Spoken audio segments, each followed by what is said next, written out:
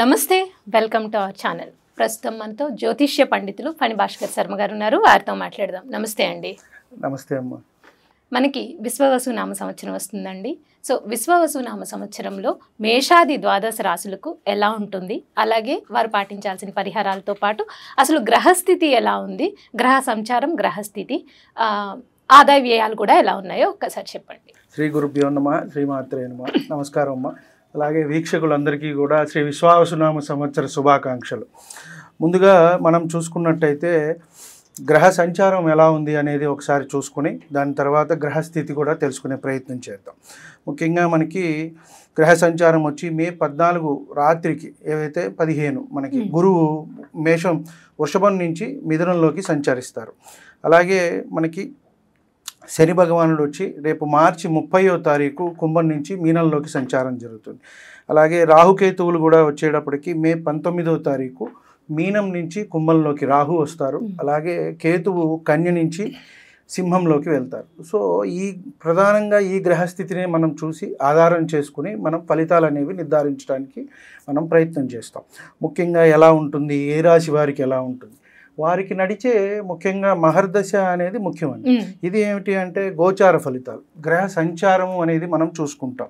ప్రతి గ్రహం కూడా ఒక నిర్దిష్టమైన సమయంలో కాలం తిరుగుతూ ఉంటుంది. రవి కానివ్వండి, రాహు కానివ్వండి, గురువు కానీ అతి ఎక్కువగా తిరిగేది వచ్చేటప్పటికి 2.5 సంవత్సరాలు శని భగవానుడు ఒక్కొక్క దాంట్లో. కాబట్టి ఈ సంచారం మనకి మార్చి 30వ తారీఖు 2020 నుంచి 2027 చివరి వరకు కూడా మీనరాశిలోనే ఉంటారు.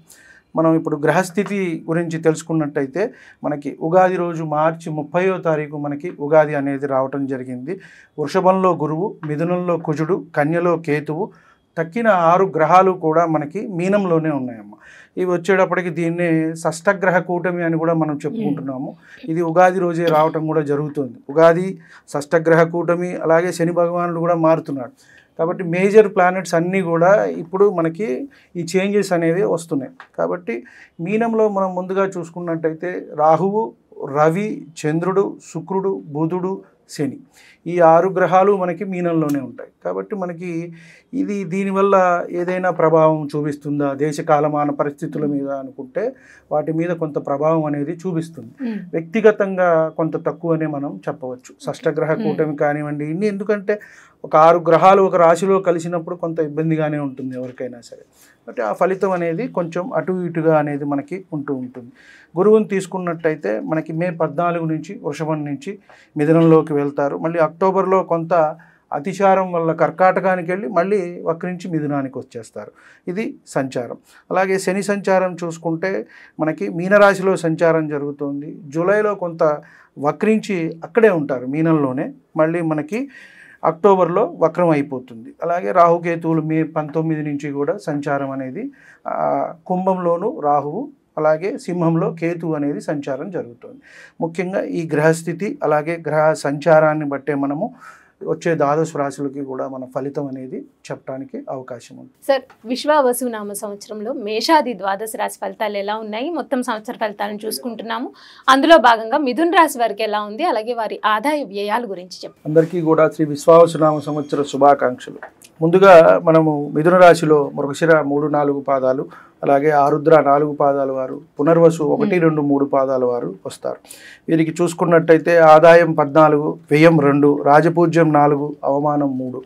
ఇవి చూసుకున్నట్టయితే అత్యంత బాగున్నాయి అని చెప్పని అనుకుంటారు. కానీ వీరికి అన్ని గ్రహ సంచారం మనం చూసుకున్నట్టయితే వీరికి సామాన్యమైన ఫలితాలు మాత్రమే ఇస్తున్నాయి. కాబట్టి ఈ ఆదాయం మనకి బాగుంది, వ్యయం అనేది తక్కువ ఉంటుంది అని మనం చూసుకోవాల్సిన అవసరం లేదు.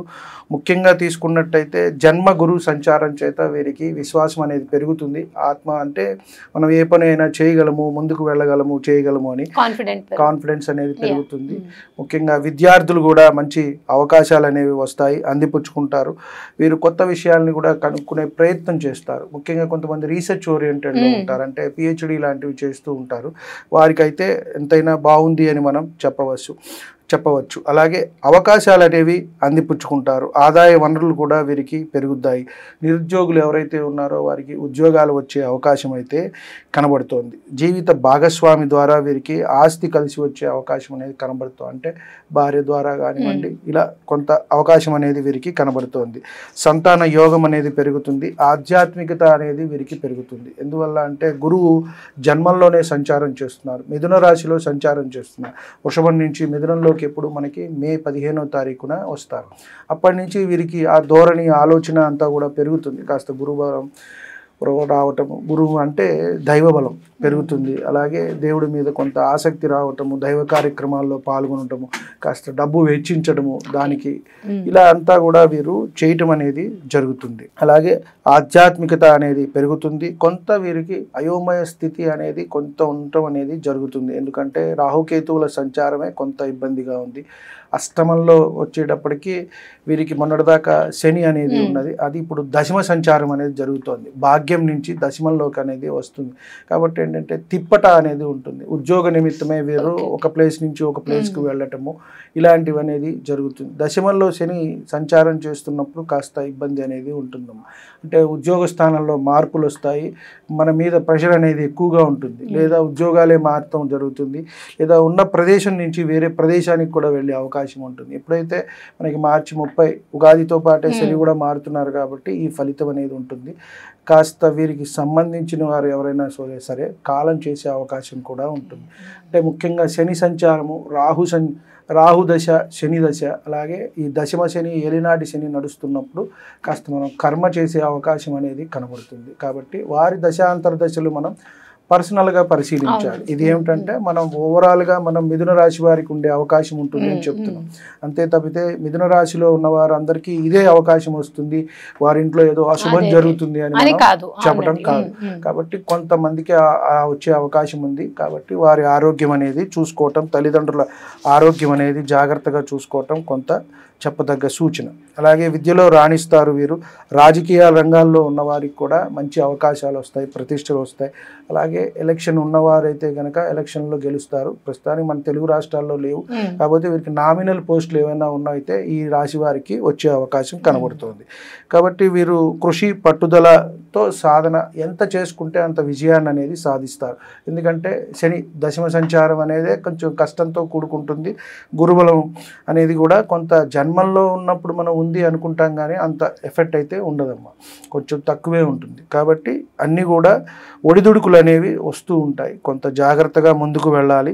స్వల్ప ఆరోగ్య సమస్యలు, వ్యాపారాల్లో ఒడిదుడుకులు కూడా సూచిస్తున్నాయి. కాబట్టి వ్యాపారాలలో కూడా వీరు కొత్త వ్యాపారాలు చేయకుండా ఉన్న వాటిని చూసుకుంటూ ఉంటే కనుక మంచిది అని మనం చెప్పవచ్చు. పట్టుదలతో ఏదైనా సాధిస్తారు వీళ్ళు. అంటే మనం ఇది సాధించాలి అని పట్టుకుంటే కనుక దాన్ని సాధిస్తారు, విజయాన్ని అయితే పొందుతారు. తల్లిదండ్రులకి కాస్త అనారోగ్య సూచన, ఇందాక మనం చెప్పుకున్నట్టు వివాదాలకు దూరంగా ఉండండి. ధార్మిక కార్యక్రమాల్లో పాల్గొంటారు. జీవిత భాగస్వామితో సత్సంబంధాలు అనేవి సాగించాలి. కొంత ఇబ్బందులు అనేవి వీరికి కలుగుతున్నాయి. మిథున రాశి వారికి ఎలా ఉంటుందంటే ఎప్పుడూ కూడా ఏదో ఆలోచిస్తూ ఉంటారు.